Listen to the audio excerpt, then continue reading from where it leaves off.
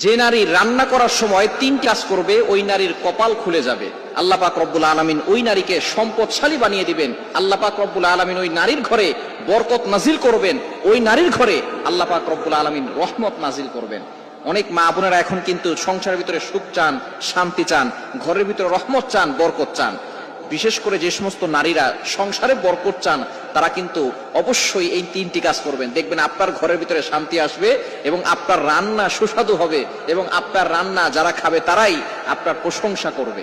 আমরা অনেকেই কিন্তু নিজের প্রশংসা শুনতে চাই এবং অনেকেই আমরা ঘরের ভিতরে বরকত চাই, রহমত চাই। এজন্য আমরা এই 3টি কাজ করব। নাম্বার 1, 1 নাম্বার হচ্ছে আপনি যখনই রান্নাঘরে প্রবেশ করবেন তখন আপনি সালাম দিবেন। মনে রাখবেন রান্নাঘরে কিন্তু চুলা আছে। এই চুলা, গ্যাসের চুলা বলেন আর যে চুলাই বলেন, এই চুলা থাকার কারণে যখন আপনি রাতের বেলা সেখানে থাকেন না, এখানে কিন্তু জিন জাতি থাকার সম্ভাবনা আছে। এই জন্য যখনই আপনি রান্নাঘরে ঢুকবেন তখনই সর্বপ্রথম 1 নাম্বার কাজ করবেন, সালাম দিবেন, আসসালামু আলাইকুম ওয়া রাহমাতুল্লাহ। কেউ থাকুক আর না থাকুক, ঘরে যখনই প্রবেশ করবেন, যদি ঘরে কেউ নাও থাকে তারপরে সালাম দিবেন, কারণ ঘরের ভিতরে অনেক সময় শয়তান থাকে।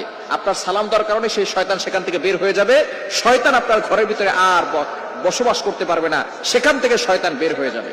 আল্লাহ পাক রব্বুল আলামিন নিজে বলে দিয়েছেন, কোরআন খুলেন, আল্লাহ পাক রব্বুল আলামিন বলছেন 18 নম্বর পারা 17 নম্বর পৃষ্ঠার 13, 14, 15 নম্বর লাইন, সূরাতুন নূরের 61, 61 নম্বর আয়াতে রব্বুল আলামিন বলেন, ফাইদা দাখালতুম বুয়ুতান ফাসাল্লিমু আলা আনফুসিকুম তাহিয়াতাম মিন ইনদিল্লাহি মুবারাকাতান তাইয়্যিবা।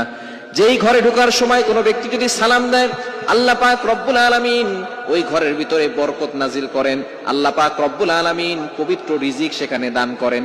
এজন্য 1 নম্বরে নারীরা, মা বোনরা যারা রান্নাঘরে যাবেন সর্বপ্রথম সালাম দেওয়ার দরকার আছে না নাই? মা বোনদেরকে এটা শিখিয়ে দিবেন। আপনারা বাসায় গিয়ে মেসেজ পৌঁছে দিবেন, মা বোনরা যারা আছে 1 নম্বরে তারা রান্নাঘরে ঢোকার সময় সালাম দিবে। নাম্বার 2, দ্বিতীয় নাম্বার হচ্ছে প্রতিটি কাজের শুরুতে বিসমিল্লাহ পড়বে। বিসমিল্লাহ পড়লে ওই কাজের ভিতরে আল্লাহ পাক রব্বুল আলামিন নিজে বরকত দিয়ে দেন। বিসমিল্লাহ পড়লে কোনো রান্না করলে ওই রান্নার ভিতরে আল্লাহ তাআলা স্বাদ বাড়িয়ে দেন, ওই রান্নার ভিতরে আল্লাহ তাআলা রহমত দেন, ওই রান্নার ভিতরে আল্লাহ তাআলা বরকত দান করেন।